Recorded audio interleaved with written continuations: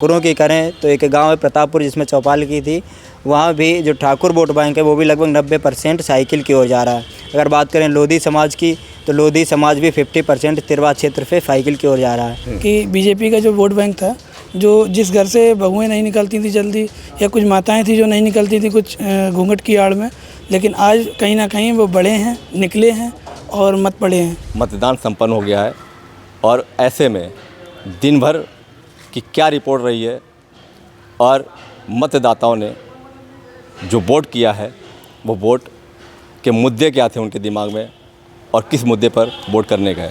हमारे साथ मौजूद हैं कन्नौज के ऐसे कुछ पत्रकार जिन्होंने अपने आँखों से और धरातल पर जा कर के इन सब चीज़ों को परखा जाना। उनकी ही राय जानेंगे कि आखिर मतदाताओं के मन में क्या रहा। सर, क्या नाम है आपका? कुलदीप जी, आज आप धरातल रहे होंगे जी, तो आपने क्या देखा कि मतदाता जो है क्या मन में लेकर वोट कर रहा था? देखिए, बिल्कुल बता दें आपको, हम सुबह से ही आज तिरवा विधानसभा क्षेत्र में थे और जहां पर आज देखने को ये मिला है कि पिछली बार चुनाव में जो बीजेपी का वोट बैंक है वो इस बार कहीं ना कहीं साइकिल में जाता हुआ दिखाई दे रहा है। अगर बात ठाकुरों की करें तो एक गांव है प्रतापपुर जिसमें चौपाल की थी, वहाँ भी जो ठाकुर वोट बैंक है वो भी लगभग 90% साइकिल की ओर जा रहा है। अगर बात करें लोधी समाज की तो लोधी समाज भी 50% तिरवा क्षेत्र से साइकिल की ओर जा रहा है। और ऐसे कई गांव है जहां पर साइकिल का रुझान ज़्यादा दिख रहा है। तिरवा विधानसभा क्षेत्र में साइकिल का रुझान ज़्यादा दिख रहा है। क्या नाम है आपका? शिवम सैनी। शिवम, ये बताइए कि क्या देखा आज क्या रहा, मतलब जो है धरातल के ऊपर ज़मीनी स्तर पे? देखिए, मतदाताओं की बात किया तो मतदाता कहीं ना कहीं कैमरे पे बोलने पर तो आप भी जानते हैं कि कतराता है, मगर कहीं ना कहीं कुछ मतदाता ऐसे थे जिन्होंने मुद्दे अपने जो रखे हैं, वह मुद्दे उनके कहीं ना कहीं जो विकास के लेकर मुद्दे थे, विकास को और राष्ट्रीय हित को, कोई राष्ट्रीय हित का कोई विकास, इन्हीं मुद्दों पर लोगों ने मतदान किया है कन्नौज में। अच्छा, सुब्रत और अखिलेश यादव दोनों आमने सामने थे, क्या चेहरे को लेकर भी किसी ने? नहीं, चेहरे को नहीं, सब विकास की बात कर रहे थे। चेहरा किसी का कोई नहीं, पार्टिकुलर कोई नहीं रहा, बस जनता चाहती जो विकास करेगा हम उसको मतदान करेंगे। विकास को मतदान करेंगे। सर, क्या नाम है आपका? आलम कुरैशी। आलम जी, क्या चीज़ें? देखिए, सबसे बेहतर बात तो ये रही इस बार कन्नौज लोकसभा चुनाव में, क्योंकि मतदाता जो था बहुत ही जागरूक था और जिस तरीके से प्रशासन ने मुहिम चलाई थी जागरूकता के लिए, उस हिसाब से देखा गया है कि ऐसी कड़ी धूप में भी मतदाता लाइनों में लगकर मताधिकार का इस्तेमाल कर रहा था और भरपूर तरीके से वोट डाल रहा था। यही नतीजा है कि पिछली बार से इस बार की वोटिंग भी अच्छी रही है और ज़्यादातर मतदाताओं की बात की जाए तो उन्होंने विकास के मुद्दे पर बात की है। विकास के मुद्दे पर बात जी। की। चेहरा भी चला क्या? जी, चेहरा भी चला बिल्कुल, क्योंकि एक तरफ जो है राष्ट्रीय अध्यक्ष अखिलेश यादव स्वयं जो है पार्टी के मुखिया हैं, इसलिए जो है कहीं ना कहीं ये भी देखा जा सकता है कि अखिलेश यादव की तरफ झुकाव ज़्यादा रहा, जनता का झुकाव ज़्यादा रहा है। सर, क्या नाम है आपका? विपिन नाम है मेरा, दैनिक भास्कर कैमरामैन। तो विपिन जी, आज दिन भर आप फील्ड पे रहे होंगे। आज नगर फील्ड में जो रहा, मैंने देखा कि बीजेपी का जो वोट बैंक था, जो जिस घर से बहुएं नहीं निकलती थी जल्दी, या कुछ माताएं थी जो नहीं निकलती थी कुछ घूंघट की आड़ में, लेकिन आज कहीं ना कहीं वो बड़े हैं, निकले हैं और मत पड़े हैं। कहीं ना कहीं देखा जाए तो सुरक्षा, महिला सम्मान, महिला शक्तिकरण जो चीज़ें थी वो आज दिखाई पड़ी और उसका जो वोट बैंक है वो कहीं ना कहीं बीजेपी में जाते दिख रहा है। सर, क्या नाम है? विकास अवस्थी। विकास जी, देखा जाए तो आपने कई चुनाव देखे होंगे, क्योंकि आप काफ़ी वरिष्ठ यहाँ पर रहे हैं पत्रकार, और आपने कई चुनाव देखे होंगे। उन चुनावों को देखते हुए पिछले चुनाव से लेकर इस चुनाव में क्या अंतर नजर के आ रहा है? देखिए, पहली बार ऐसा देखने को मिला कि मतदाता बिल्कुल साइलेंट था, चुपचाप वोटिंग हुई, कोई ये बताने को तैयार नहीं था किसके पक्ष में वोट दे रहे हैं। एक तरफ समाजवादी पार्टी के लोग विकास की बात करते हैं कि विकास किया इसलिए वोट देंगे, लेकिन दूसरी तरफ दबी जुबान से ये भी कह रहे समाजवादी पार्टी में गुंडागर्दी बहुत हुई थी। कन्नौज की बात करें तो पिछली बार जब समाजवादी पार्टी की सरकार थी यूपी में तो 2 बार दंगे हुए थे और कन्नौज जिले में कई जगह हुए थे। यही वजह है कि समाजवादी पार्टी का गढ़ जो कन्नौज कहा जाता है, वहाँ से सपा पूरी तरीके से साफ हो चुकी थी। एक बार फिर अखिलेश जी आए हैं, अपने कार्यकर्ताओं को एकजुट किया है और बड़ा प्रयास किया है, काफ़ी टीमें लगी हुई थी कि समाजवादी पार्टी के पक्ष वोट हो। और दूसरी तरफ अगर देखा जाए तो ग्रामीण क्षेत्र में सबसे ज़्यादा राहत वाली बात गांव वालों के लिए ये है कि गुंडागर्दी, चोरी और लड़कियों में महिलाओं से छेड़खानी जो घटनाएं होती थी वो पिछले 5-7 सालों में उस पर अंकुश लगा है। तो हो सकता है कि भाजपा के पक्ष में भी मतदान हुआ, मतलब जो इस बार चुनाव देखने को मिला तो उससे ही लग रहा है बहुत कड़ी टक्कर है। अब चुनाव किस करवट बैठेगा इस पर तो अभी कहना, टक्कर है, जहाँ टक्कर है इसमें। सर, कई बार आपने कई खबरें लिखी होंगी और कई चुनाव देखे हैं, तो उन चुनाव को देखते हुए इस बार क्या नज़र आ रहा है कि चेहरे पे जो है चुनाव हुआ है या मुद्दों पे चुनाव हुआ है? नहीं, इस बार चेहरे पे भी चुनाव हुआ है और मुद्दों पे भी चुनाव हुआ है। देखिए, स्थानीय मुद्दे भी काफ़ी हावी रहे हैं।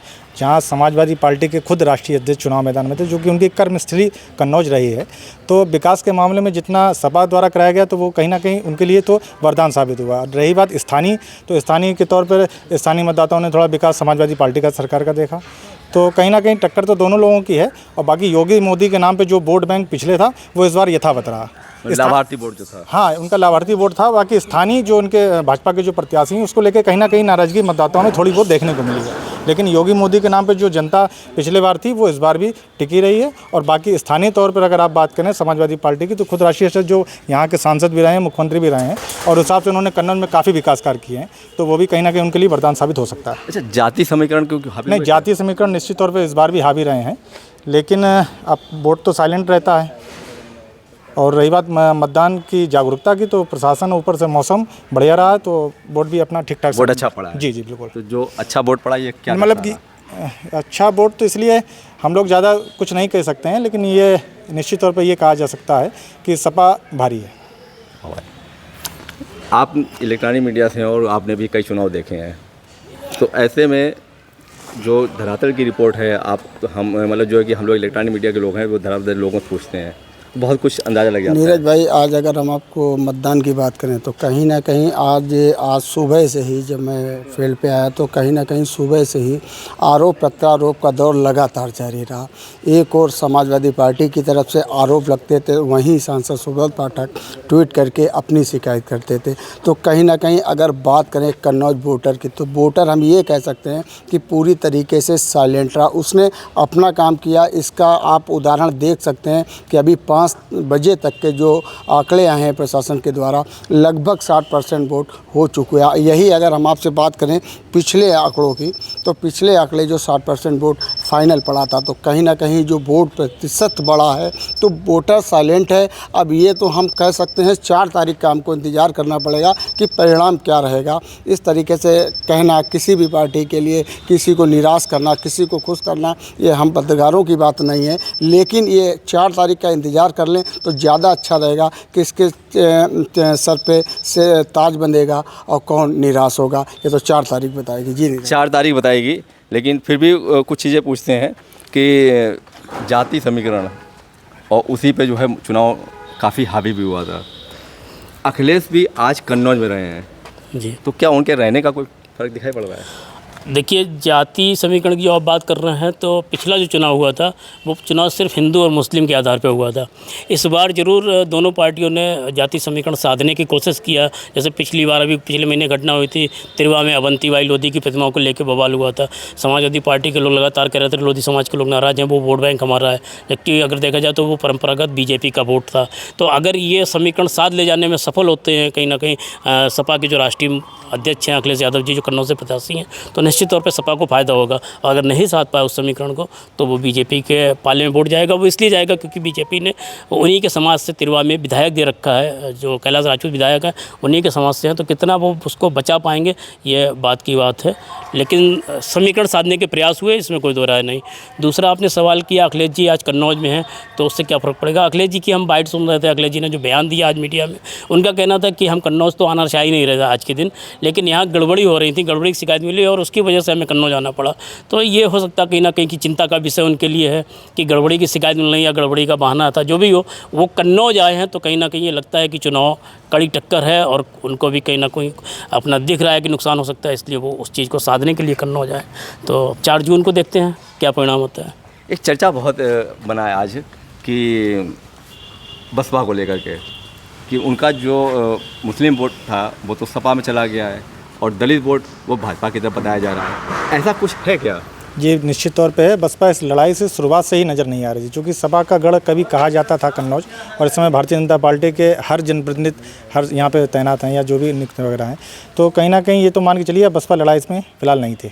तो यहाँ पे जो भी लड़ाई थी सपा भाजपा की थी। अब फाइनल चीज़ पूछेंगे हम आप लोगों से कि किसको कितने क्या नंबर आप दे रहे हैं? क्या लग रहा है कि अगर हम भाजपा सपा और बसपा में बात करें तो किसको क्या कितने नंबर आप देते नजर आ रहे हैं? बसपा को वही 5 नंबर और सपा को 8 नंबर और बीजेपी की 10 नंबर 10 में 10। 10 में 10। क्या लग रहा है ये बसपा मतदाता के हिसाब से, वोटर के हिसाब से? बसपा का तो लग ही नहीं रहा, सपा भाजपा में टक्कर है, अभी कुछ कह नहीं सकते क्या रहेगा। बराबर के नंबर। बराबर के। आप कितने नंबर क्या लेकर चल रहे हैं आंकड़ा? 9 सपा, 8 भाजपा, 5 बसपा। क्या दिख रहा है आपको? 9.5 बीजेपी रहेगी, 8 है जो है सपा और 4 बसपा। क्या विकास जी आपके देखिए, जब राष्ट्रीय अध्यक्ष किसी पार्टी का लड़ रहा हो चुनाव और पब्लिक ये कह रही हो कि टक्कर कड़ी है, तो इसका मतलब चुनाव एक तरफा तो नहीं है। इसलिए हम 10 में 5 और 5 दोनों पार्टी को नंबर बराबर देंगे। से।